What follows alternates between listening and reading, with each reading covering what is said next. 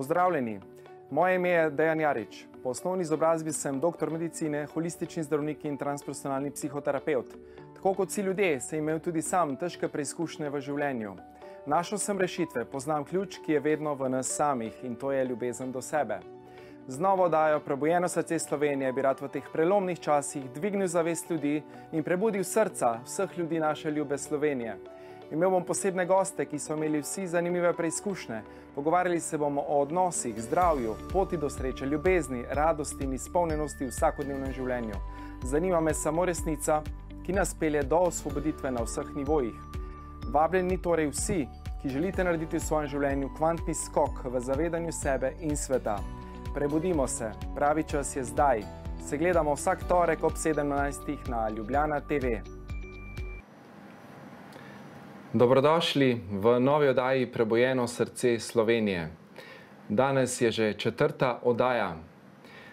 Tema današnjih oddaj oziroma tokratnih oddaj so odnosi. Zakorakali smo že v december. Odnos do sebe, odnos do partnerstva, odnos do družine. Zdaj je prišel ta čas, ko se vedno več pogovarjamo o ključnih odnosih v našem življenju. Z menoj je danes izjemna gostja, uspešna, mednarodno priznana terapevtka, predavateljica, duhovna učiteljica. Ustanovila je mednarodno šolo napredne transcendentalne hipnoterapije. Njeno delo je posvečeno iskanju tiste resnice, tiste globine, torej odkrivanja nezavednega. Vsi vemo, da naša podzavest nosi precej ključev in da preko razrešene podzavesti lahko presegamo vse škodljive vplive tega življenja, prednikov, prejšnjih obstojev, vse to, kar dejansko nosimo v nezavednem, lahko presežemo. In sedaj je prišel ta ključni čas. Ključni čas, ko lahko v teh težkih časih z delom na sebi, z poglabljanjem vase, z ozaveščanjem in soočanjem s svojimi globoko zakorenjenimi vzorci presežemo vse svoje stare travme, bolečine, rane, vse to, kar smo si kadarkoli skreirali, lahko danes tukaj na napreden način presežemo. Moja gostja je dejansko v dolgoletnem izobraževanju po svetu, v več kot 10-letnem terapevtskem delu, razvila metodologijo ozaveščanja nezavednega preko osvobajanja te energije. In na tej poti dejansko lahko iz te lastne teme naredimo kar največ. Torej, vemo, više kot gremo v nebo, kot bi rekel Boris Vene, globje gremo tudi v temo. Torej, dejansko se je potrebno ozreti vase, pogledati svoji resnici v oči in preseči vse te vplive, ki so nas definirali na neki ravni, morda nas še nekje, ampak vedno je resnica tista, ki nas osvobaja, in resnica je ključ, ki nas pelje, kot pravi naša današnja gostja, iz iluzij nezavedne teme v srečanje z lastno lučjo bitja. Wow! Danes v okviru svoje organizacije Sironic Institute vodi transformacijske programe v Sloveniji in tujini in dejansko govori 7 tujih jezikov. Svetuje organizacijam, podjetjem in seveda tudi posameznikom. Danes je v naši družbi izjemna Asja Širovnik Moškon. Dobrodošla. Hvala ti za povabilo in vesela sem, da sva skupaj lahko tukaj v studiu. Super. Povej mi, kako si kaj se zdaj dogaja, kaj kreiraš v teh prelomnih časih? Pravzaprav dejansko so to prelomni časi. Kaj kreiram? Knjigo, kot veš, sem pisala več let. Je pa to, da sem pisala knjigo v angleščini, imelo veliko pomenov za samo knjigo. To, da je bila napisana v angleščini, je pomenilo, da smo jo morali v slovenščino prevesti in potem tudi urediti. Zdaj pa jo v angleščini urejam. Govorimo seveda o knjigi Kdo ustvarja mojo realnost, ki jo bomo tudi danes podarili, kar 3 knjige, bomo podarili, tako da pozorno poslušajte, ker na koncu bomo dali tudi eno vprašanje za to izjemno knjigo. Kdo ustvarja mojo realnost? Torej, kdo ustvarja našo realnost? To je meni vprašanje. Ja? Vprašanje, ki sem si ga zastavljala že zelo zgodaj v svojem življenju. Super. Ko sem bila stara 9 let, smo se preselili na Nizozemsko in sem opazila, da pravzaprav statična realnost, za katero misliš, da je vse, kar obstaja, tvoja realnost, da tega pravzaprav ni. Ko smo prišli na Nizozemsko, sem zaživela v povsem drugem okolju, naučila sem se drug jezik, imela sem sošolce, ki so bili iz drugačnih družin, njihove mame so se do njih drugače vedle, učitelji so se do nas drugače vedli. In tudi posledično so ti otroci se drugače počutili. V tistih časih, v moji izkušnji, je bilo na Nizozemskem v tisti izkušnji ogromno smeha, ogromno lahkotnosti, ogromno veselja. Bila je drugačna realnost. Začela sem se spraševati že kot majhna, kdo nam ustvarja realnost, zakaj so realnosti drugačne. Razumela sem, da kljub temu, da živimo na enem planetu, vsak od nas živi v drugem svetu. En planet, različni svetovi. Torej, kukar, da nekako vsak živi v svoji subjektivni realnosti glede na stanje, stopnjo zavesti, kjer je. Ja, tudi to. Recimo lahko imamo kolektivno zavest, kot recimo Nizozemci, ki imajo svojo kolektivno zavest, Slovenci imamo svojo kolektivno zavest. Torej ta hlapčevska zavest, ki zdaj iz fulseka ven, je tako? V teh časih prihaja, zdaj, ko bova rekla, ko si rekel, kakšni prelomni časi so, zgodilo se je, da smo vsi kolektivno potisnjeni na eno cesto. Če je prej vsak hodil lahko po svojih poteh in v angleščini pravijo minding your own business in si pač delal to, kar si delal in se nisi z ostalimi stvarmi ukvarjal, smo danes kolektivno vsi potisnjeni na eno pot in to je pot ozaveščanja. Srečujemo se na tej poti s stvarmi, ki prihajajo iz nezavednega. Kolektivno nezavedno, osebno nezavedno, pojavlja se na poti, po kateri hodimo in hoče našo pozornost. Ok, torej zdaj dejansko je prišel ta čas, ko ne moramo več zbežati, ne moramo si več lagati, vse travme, vse bolečine, vse, kar smo kadarkoli potlačili, zdaj prihaja na dan. Je tako? Prišel je čas, ko se kolektivno čistimo oziroma ko smo vrženi v situaciji, v kateri se soočamo s sabo in svojim kolektivnim nezavednim. Omenil si slovensko kolektivno bolečino preteklosti, v kateri so slovenski narodi bil tlačen. Uporabil si izraz hlapci. Meni gre zelo težko ta beseda iz ust, ker je v njej ogromno trpkosti, ogromno bolečine, ogromno krivic, ogromno ran. In to je ostalo zapisano. Zdaj, nekdo bo rekel v DNK-ju, nekdo bo rekel v nezavednem kolektivnem, Jung bo rekel v nezavednem kolektivnem, nekdo bo rekel v prednikih. Vsakdor ima babico ali pa prababico ali pa dedka, ki mu je povedal trpke, boleče zgodbe, ki so jih doživljali. Že samo te zgodbe, ki si jih slišal ali ki so ostale v družini, ki se prenašajo, so zgodbe bolečine naroda, kolektivno, ki ni bil svoboden, sam svoj gospodar na svoji zemlji, gospodar svoje svobode, premikanja, delovanja, tako kot tebi paše in je v skladu s tvojim ponosom. To so te transgeneracijski epigenetski vplivi. Tako, in to v tem trenutku, v katerem se nahajamo, kot ena bolečina prihaja na površino. Manifestira se v naši kolektivni realnosti. In to, ko se manifestira, pravzaprav, ko se pojavi, je tukaj z namenom, da prikliče našo pozornost. Če to ignoriramo, ostane zakopano v telesu, je lahko posledično izjemno škodljivo. Od depresije, anksioznosti, ti si zdravnik.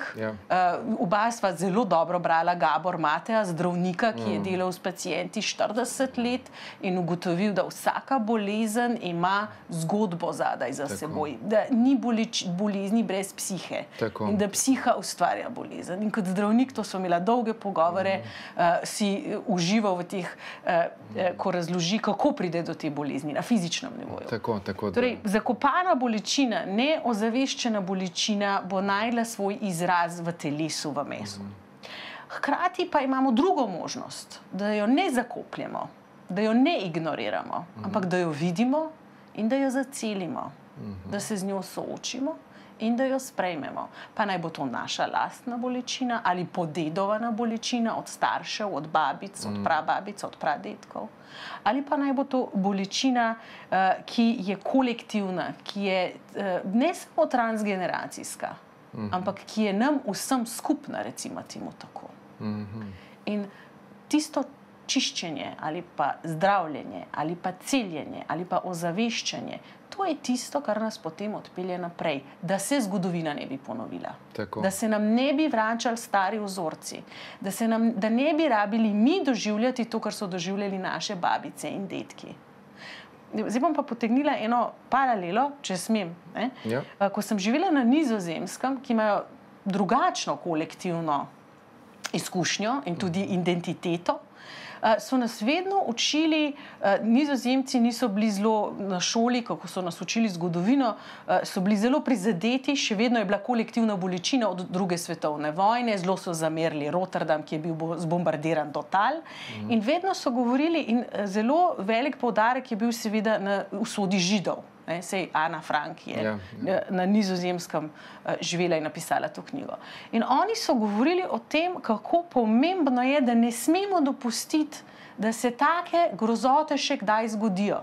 Ogromen poudarek je bil na tem, da mlade generacije ne samo, da nosijo bolečino prednikov, to ni dovolj, ampak da razumejo, zakaj je to bilo narobe, kako je to bilo narobe in kako preseči, kako ne dovoliti, da se nam to ponovi. In mislim, da je tudi, če delamo osebno čiščenje, zelo pomemben moment, ko razumemo, da naša preteklost iz nezavednega naj ne bi definirala naše prihodnosti. To je cilj, ne? Da smo zavestni kreatorji.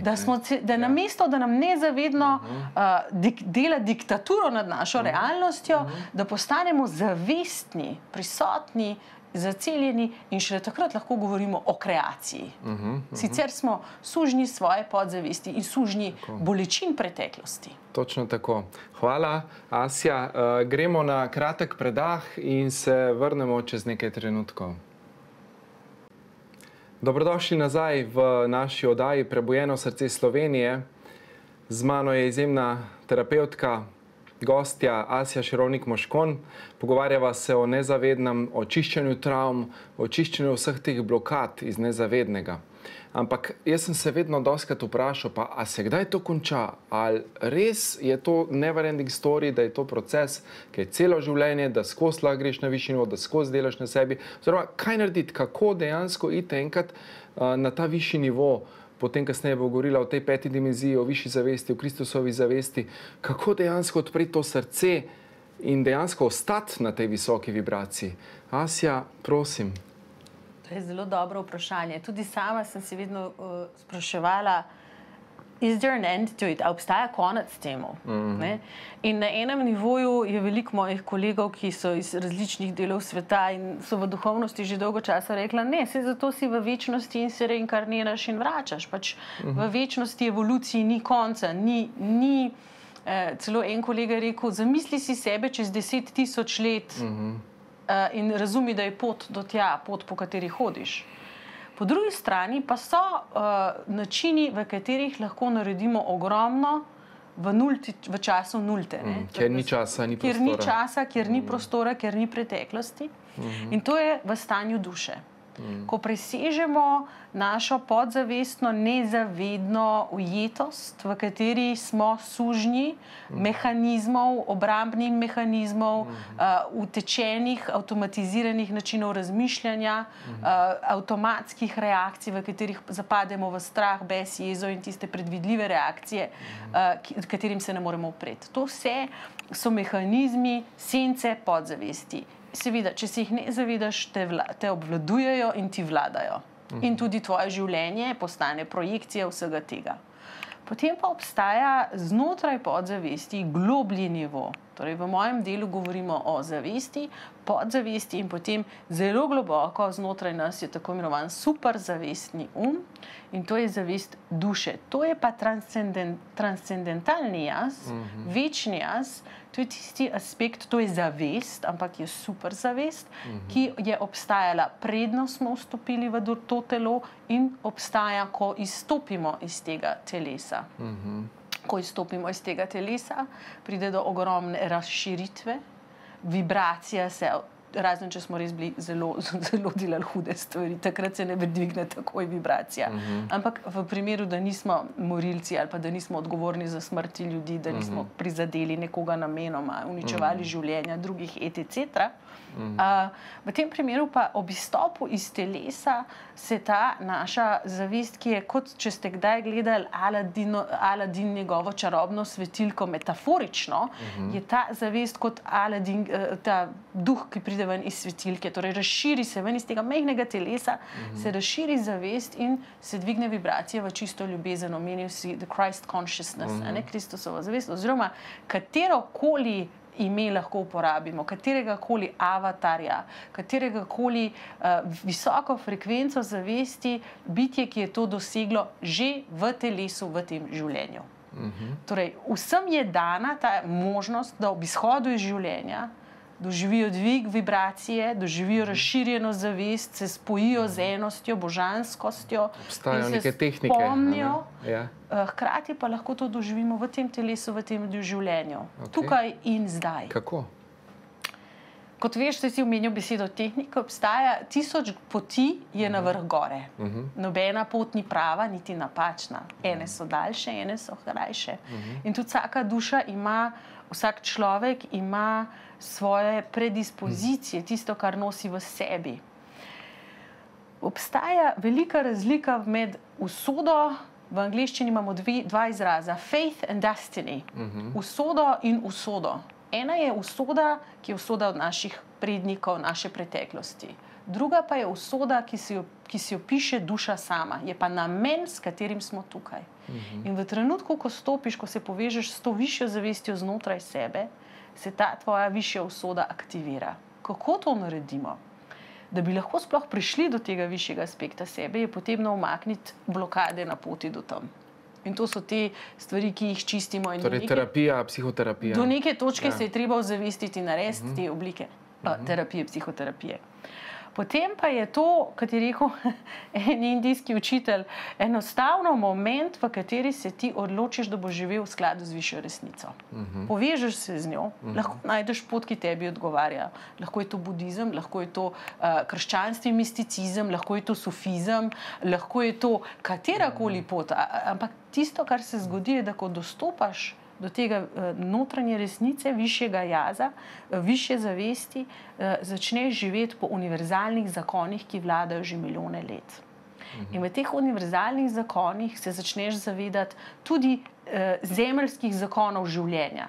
In takrat, kot da bi prešaltal iz nevednosti, v kateri si žrtev okoliščin, postaneš kot orel, ki leti nad linijami, časovnimi linijami življenja in vidiš iz višje perspektive. Tako lahko živiš popolnoma na višjem nivoju zavesti, v skladu z višjim namenom, zakaj smo tukaj. Super, wow. Omenila si Budo. Danes imaš s seboj en predmet, do katerega gojiš poseben odnos. Bi lahko malo več o tem povedala? Ja, torej, tole je en tak lep kipec Bude. In ko smo se že pogovarjali o usodi, pa višji usodi, ta kipec meni ni pomemben samo zato, kaj predstavlja kot filozofija, čeprav je zgodba Bude zelo fascinantna in čudovita, zapustil je vse materialne bogatstvo, bil je sin kralja, da bi našel razsvetljenstvo in ni ga našel v nobenem asketizmu, odrekanju, ampak ga je našel v trenutku, ko se je bil pripravljen popolnoma prepustiti tem transformacijskem procesu. Zanimivo pri Budi je, da tako kot pri Jezusu, da tik predno doživi razsvetljenje, pride Mara kot hudič in mu ponudi lust, poželenje, greed, pohlep in mu ponuja darove. Eden od darov, ki podobita oba in Jezus in Buda tik predno doživita razsvetljenje, je moč. Moč, da bi bila vladarja sveta, da bi vladala drugim ljudem. To so pasti, bi rekli, a ne? In oba rečeta ne. Jaz ne rabim moč nad drugimi ljudmi, ker imam avtentično moč znotraj sebe in vladam nad sabo. In interesantno je, da tudi v islamu na koncu življenja Mohamed prerok reče, džihad, sveta vojna, največja se nahaja v nas samih. Wow. Torej, govorimo o tistem momentu, ko je ta moč tako avtentična in močna, da nimaš več potrebe, da bi jo imel nad drugimi ljudmi in si povezan z izvirno silo, z izvirno močjo, ki te je ustvarila. In ta sila bo vedno zate poskrbela. Dobila sem v dar tale kipec od prijatelja, ki je bil v Bostonu profesor na Harvardski univerzi, profesor ekonomije, je pa izhajal iz Sarajeva, med vojno so mu ubili očeta. Bil je begunec v Ameriki, z mamo sta živela v zelo revni četrti, v nemogočih pogojih, hodil je v šolo, kjer so učenci hodili v šolo s pištolami in je bilo nevarno. On pa je v povezanosti s svojo dušo dobil navdih, ker ko si povezan z dušo, dobivaš navdihe. In je začel prevajati v angleščino Meso Selimovića, Tvrdžava. In je njegova profesorica angleščine to prebrala in je rekla, kdo je to naredil, in rekel, jaz. In rekla, veš, jaz te bom pa vzela s sabo na privat šolo, kjer prevajam, da spoznaš direktorico.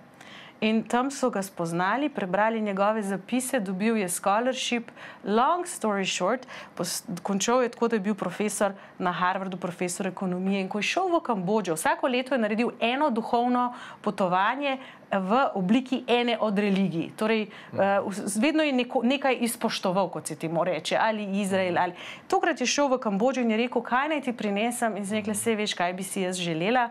In mi je prinesel tale Budin kipec. Ampak tole mene predvsem spominja na providence, na to božansko silo, ki svoja prebojena bitja ščiti, vodi in skrbi za njih. Wow.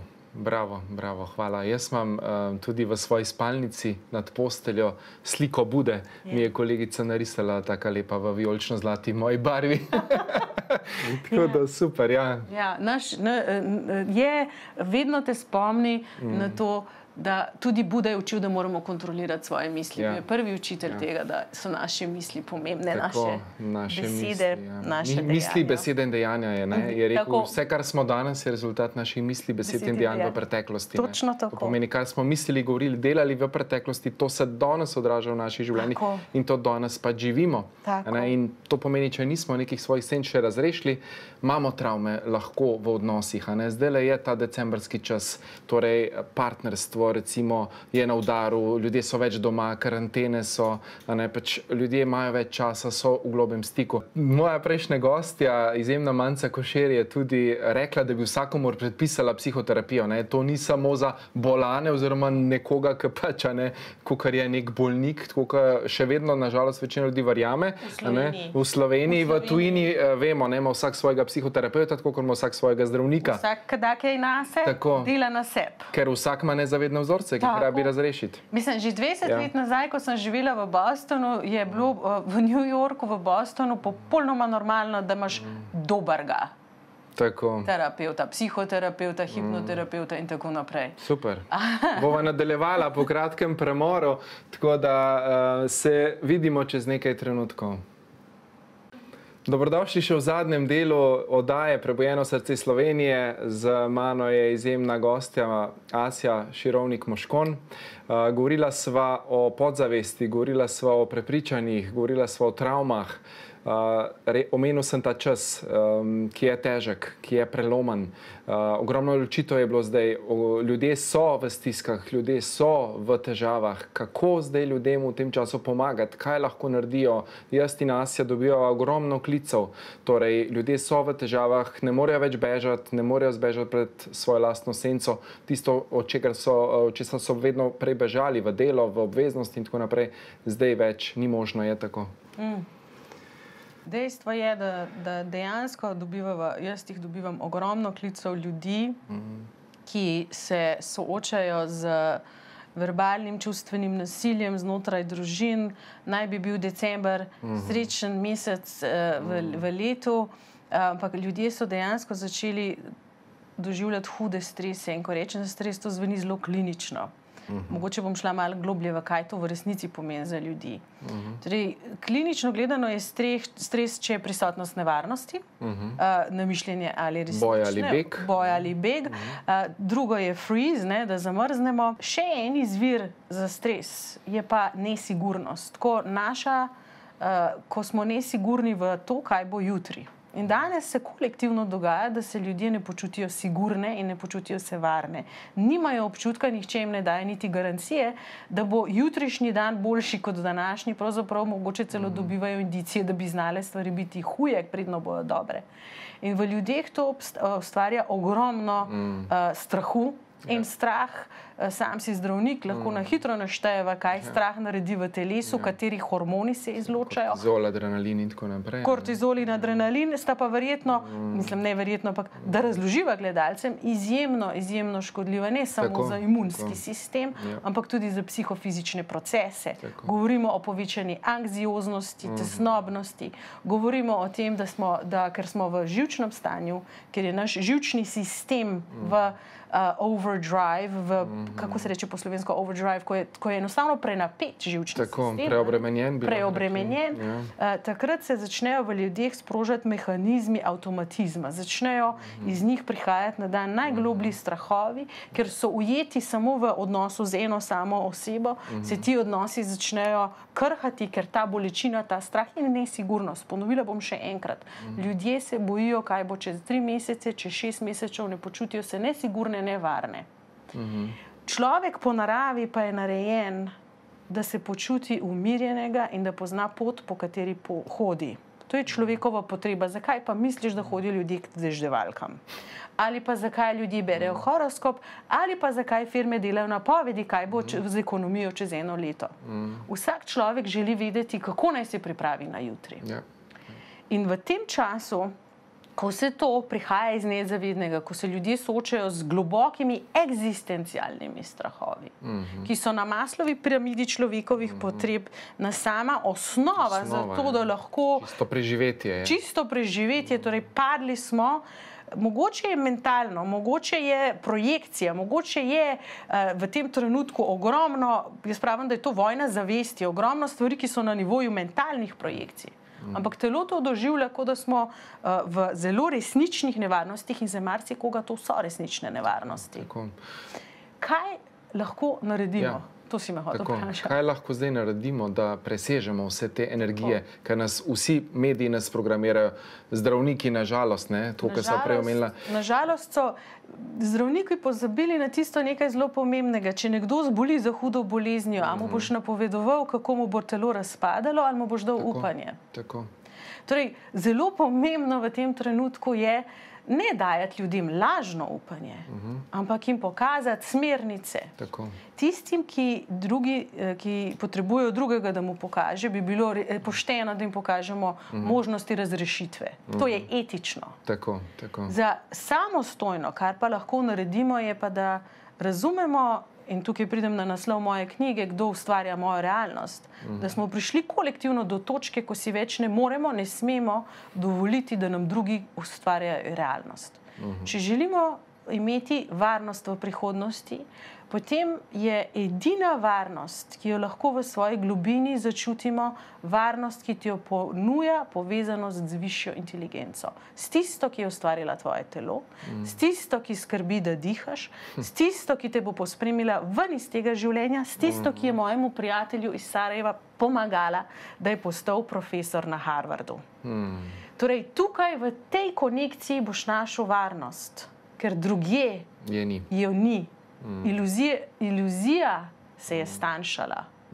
Iluzija varnosti v sistemih, v drugih, ki prevzamejo odgovornost zate. Ta iluzija izginja. Torej, prevzemamo odgovornost zase v smislu, da se povezujemo z višjo inteligenco. Kaj to lahko pomeni konkretno je od tega, karkoli za nekoga je duhovna praksa. Karkoli. Lahko je sprehod v gozdu, lahko je, da se nasloniš na drevo, lahko je molitev kot pogovor. Inteligenca ne poznam te, ampak nekaj, kar me je ustvarilo, bodi z menoj, prepoznaj me po imenu, ne zapusti me, vodi me, pridi v moje misli. Lahko je notranja kontemplacija na svetlobo, na luč, ki jo nosimo v sebi. Lahko so dobra dejanja, ki jih naredimo za bližnje. To je ta resnica. Torej, vse je v nas samih in povezati se s svojo božansko pravo naravo, s to ljubeznijo, ki že je notri. In jo prepoznati mogoče v partnerju. Da v resnici, ko se soočamo s svojimi strahovi, jih predelamo, potem pa tudi to znanost dokazuje, oksitocin, hormoni ljubezni in sreče, krepijo imunski sistem, ustvarjajo kreativnost v človeku in mu dajo občutek varnosti. Tukaj bi sam še rekel, danes je NIJZ objavil, wow, sem bil prav presenečen, ja, ne poznamo zdravila za ta virus, dajmo krepiti imunski sistem, dajmo gibanje, dajmo delati na sebi, oziroma v tem smislu zdrava prehrana, ukrepiti imunski sistem in tako naprej. Sem bil prav presenečen, tako da hvala Bogu jim je svanulo nekje zgoraj. Je čas. Na višjo dimenzijo zavesti. Hkrati bi pa še dodala, poglejte si raziskave, kaj dela pol ure, 30 minut objemanja z ljubljeno osebo na dan, vašim hormonom in kako ti hormoni vplivajo na vaš imunski sistem. Bravo, bravo. To je to. To rabimo, ne pa zdaj, ja, distanca, vse v redu, a ne pač v redu, ampak objami tistega, ki imaš ob sebi, začuti njegovo srce, začuti dihanje, začuti kožo, začuti ta prvinski človeški nagon, da ljubi in da je ljubljen. Tako, super, hvala. Čas naju preganja, tako da zdaj bomo dali eno nagradno vprašanje. Za 3 knjige si se odločila podariti, hvala ti iz srca. Za naše gledalke in gledalce bomo torej podarili te 3 čudovite knjige Kdo ustvarja mojo realnost, Asje Širovnik Moškon. Tako da povej nagradno vprašanje. Torej, v knjigi pišem o 5. dimenziji. Ja. In nagradno vprašanje bi bilo, ali je v 5. dimenziji zares čisto vse dovoljeno, ali obstajajo zakoni, ki vladajo. In kaj je glavno vodilo 5. dimenzije? Je to etika? So to naše želje? Je to naš ego? Ali kaj drugega? Ok, da še kakšno opcijo BC, da bomo lažje. Se piše dejansko, je stavek v knjigi, piše glavno vodilo 5. dimenzije, je 3 pikice. Drugi stavek, ki je tudi v knjigi, je pa karma se ti vrne, v 5. dimenziji karma se ti vrne hitro kot 3 pikice in je ena beseda, ki je notri zapisana. Karma se ti vrne hitro kot.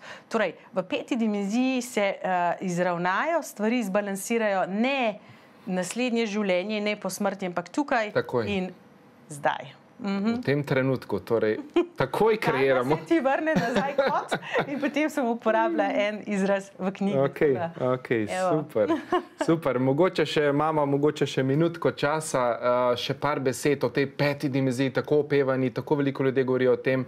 Kako ti doživljaš to dimenzijo?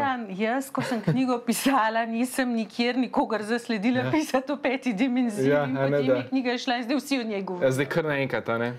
Torej si iniciator, bi lahko rekla. Ne vem, če sem bila, ampak v moji izkušnji je pa res fascinantno, da je to kar naenkrat postal tak velik fenomen. Velik hit, a ne? Hit ali pa fenomen. 5. dimenzija je po definiciji dimenzija duše, ko si v stanju ljubezni, ko živiš v višjih vibracijah, ko si popolnoma povezan z življenjem, z naravo, z ljudmi in ko se zavedaš, da smo dejansko vsi del enega velikega božanskega oceana. In se prebudiš v to zavedanje. Kot bi Buda rekel, ko si razsvetljen, pa ne v smislu, da nič več ne počneš, ampak da živiš življenje iz te perspektive sočutja, ljubezni, dobrote, radodarnosti, hkrati pa si sočuten do vsega, tudi do zemlje, več ne uničuješ, ne jemlješ, ne kradeš. Torej, drugi principi obstoja in to je kolektivna zavest, ki se prebuja v tem času. Kljub temu, da gremo zdajle prvo skozi tisti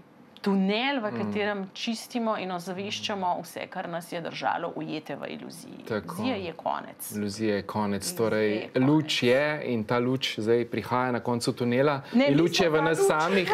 In tisto, kar prihaja z druge strani tunela, morda je odraz nas samih v ogledalu, ker vse je refleksija nas samih. Vse je svet kot ogledalo, tudi o tem pišem v knjigi. Kakršen si ti sam, takšen je tvoj svet. Že Mahariši tudi, recimo, ga citiram. Tako je. In vse, kar je zunaj, je le odsev tega, kar je znotraj. Tako da, wow, hvala. Čim prej naj se vsa ta svetloba v nas prelije.